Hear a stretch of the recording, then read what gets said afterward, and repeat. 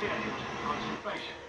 The weight and speed of every weapon is given, and it must be slowed up just enough to bring it to a halt in its proper road. There's no let-up once a plane for a boots. A weapon every few seconds. Automatic points sorting them out one by one.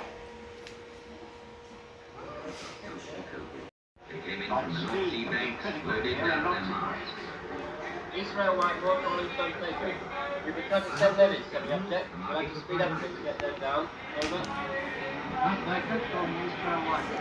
Speed is now 1 mile 45 per hour. Over. Israel White Rock on Turntable. Speed up to 2 miles per hour.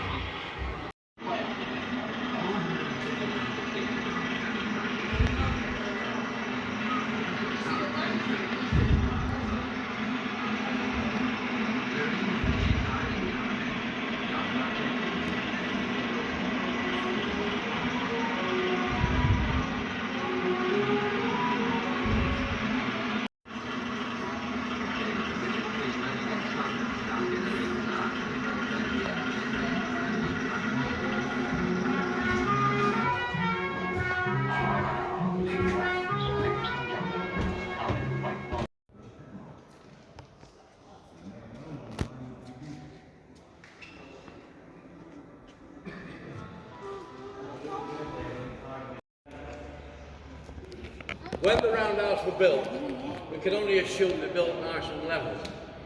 But since then, we've had a bit of subsidence and we've got a bit like that. So we always keep it in line, just in case anything went wrong.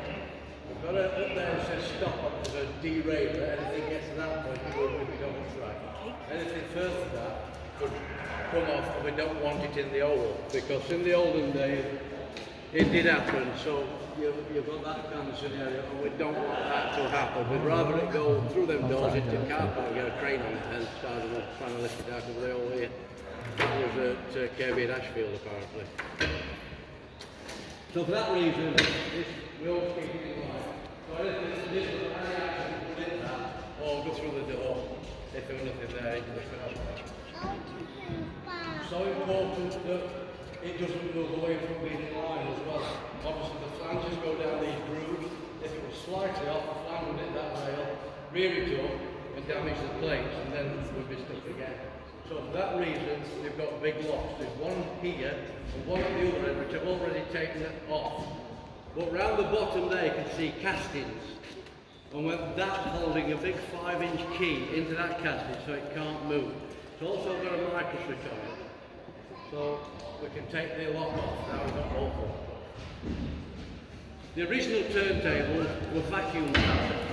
In the olden days, not that long ago, but, and even the modern diesels had this vacuum part here. It was a steam thing, all brakes were vacuum powered, and the early diesels were vacuum powered. But in the 1950s they said, okay, we're going to phase vacuum out eventually. We'll convert, no, we brought this turntable in, which was electrically operated. It was second hand when it came in, and although the company that's got the plate on it is still in existence, they've got no record, so we can't find out where it came from. Whether they had to rebuild the whole setup or not, we just don't know. The original, as I said, the original turntable vacuum powered. If you see some old photos, they would have a big standpipe here with a big tube on. There's a link to there. The engine on, if it could, the engine on the turntable would create the vacuum, and then you had a motor like a radial engine you do on the old aeroplanes, which sucked the pistons and moved it. If you've got an engine that wasn't in steam or couldn't create a vacuum, then I'm afraid it was hand powered. It's only driven by friction. Where I am here is a hinge. So it's the weight of this unit on a wheel straight below that bearing. There's a wheel there, and that's what powers it round. The main turntable has got a wheel on each corner and a big bearing in the middle. The wheels are very close to the wall. If you need to maintain it, you have to go down that hole there. There's a plate. There's one hole in the turntable wall, so you have to get the bearing there. The thing I've always thought curious is there's 4 places around that cast iron ring where you could put a hole. We've only got one. So there's 4 places where you can see that those castings are dipped. But I think someplace when it was installed somewhere else, they had more than one, but we only got one. Right, electrically powered. The power comes over from that girder over there to that round box that's supported on those two wires. The two wires are there just to stop the box spinning round. In that box you've got slip rings with carbon brushes, which transfers the electric as it's turning round down to the motor. As I said, we've got electric, so we can turn the electric on. We've got a brake on it, which is solenoid operated. As soon as I press the button, the brake comes off. But should I let my finger off the button at any moment, it crams the brake on and checks the bolt. So we always keep our foot on the brake while we're operating it. What I'm going to do now, I'll bring it round and I'll try and line it up with number 21. Notice the word try. Don't always get it right. Right. It does go both ways for some reason, it always comes to go this way.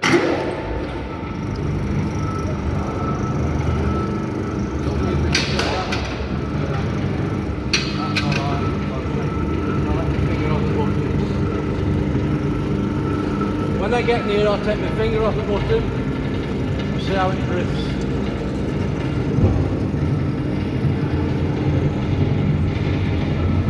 Finger off, let it drift.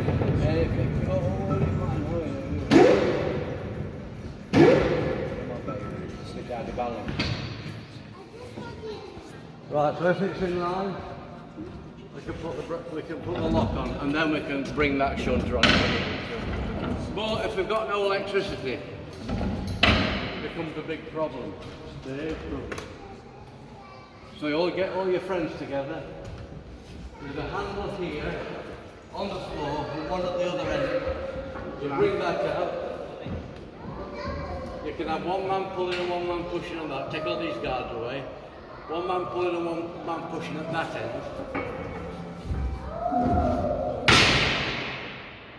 Take it out of gear.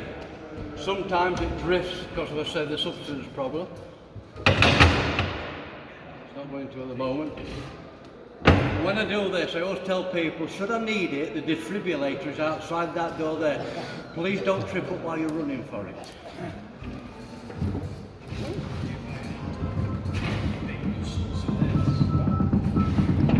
And once you get going,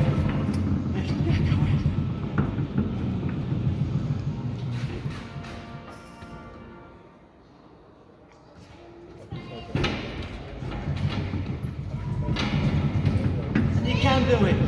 Get to around that handle. But now, I take it all the way around for you so I can get my breath back. That's a dog clutch on the gears. It will drop in. I just have to be careful when it drops in. There we go. And I should have got my breath back when I get to it.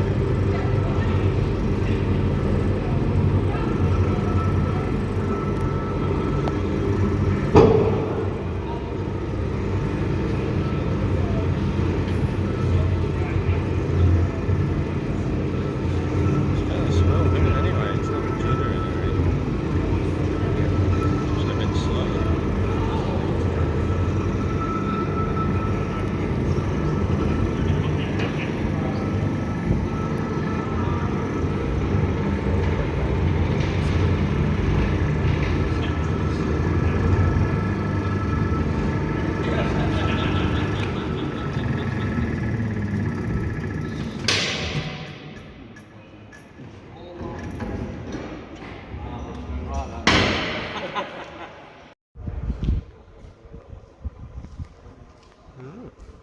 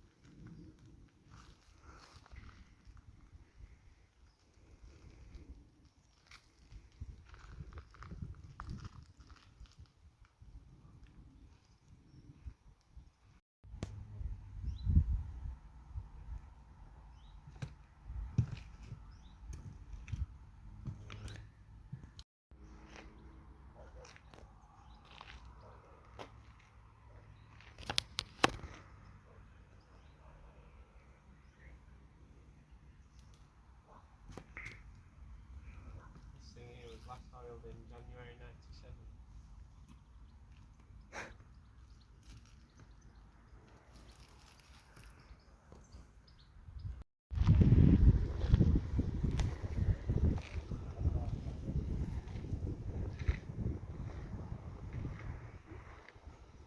You can actually see one side of them. I think the other one's maybe just gotten covered over the years, hasn't it?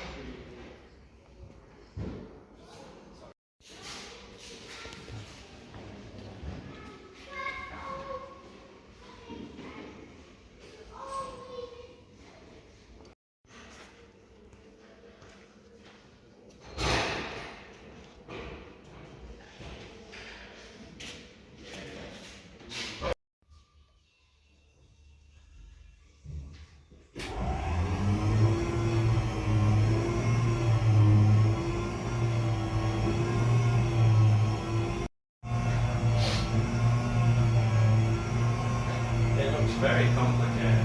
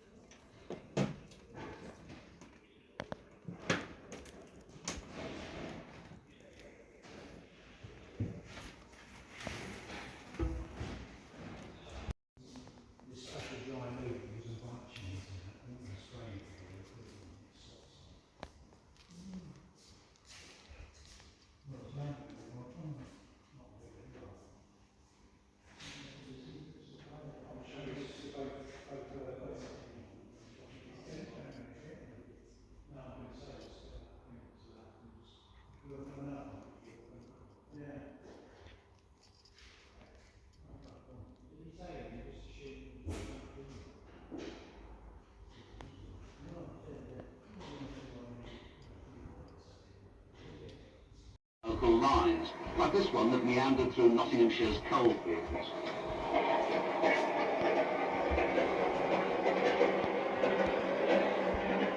Although mainly used for shunting, the 3F could haul an entire freight train as long as it had a guard. The guard was in... The guard had to protect the train. The guard was there because the driver needed all his concentration. Bit boring inside, aren't them ones?